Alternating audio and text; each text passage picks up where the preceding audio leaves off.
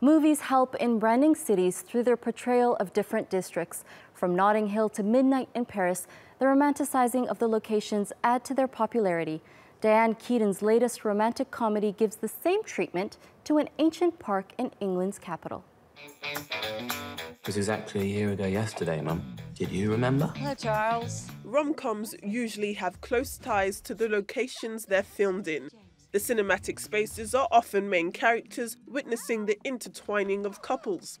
Hampstead creates a visual topography of London through its use of various famous spots, as Diane Keaton's American Widow gets involved with an eccentric Brit who shows her there's more to London than just her trendy neighbourhood. So am I different to what you expected? You seem... Well, Highgate Cemetery was great. They were, shooting around Karl Marx's tomb. And then Highgate Cemetery is split into the sort of the public bit and then the private bit where you need a tour. And I really recommend people do it because it's like it's from another world. I mean, it's really overgrown.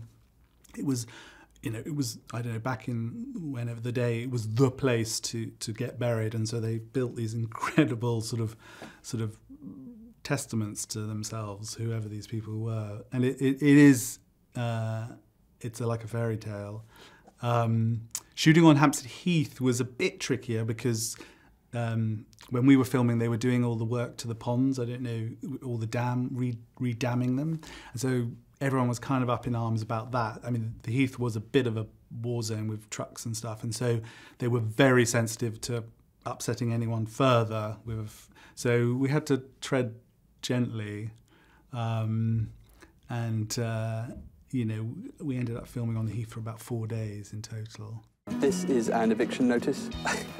The subplot involving Brendan Gleeson's character living in a shack on the Heath draws inspiration from real-life events. The whole world wants me to change, and now you too. We took the story, but not the man, so I'm not playing him. The story is a fiction. The circumstances happened with regard to the plot of land. This guy called Harry Hallows, and in 2007 they tried to bring him to court to throw him off the land to redevelop around the land. It's just off the Heath, attached to the Heath, and he won the case, and so they couldn't throw him off the land. Look, I'm no one's charity case, okay? I'm a man who lives as he chooses to. The movie is also a study of self-imposed isolation. Anyone to put up with all this nonsense. All right, I'm sorry. I think that the challenge of living without people is as big as the challenges of living with people, and we just have to negotiate a way around it. So a little bit of both. I wouldn't like to be that isolated, but in a way, I know Harry wasn't completely isolated either. I mean, he was part of the community. And then it becomes about whether your heart is happy on its own or not. What could I possibly be hiding? Placing the park at the centre of its story, Hampstead brands this London spot as a space of romance.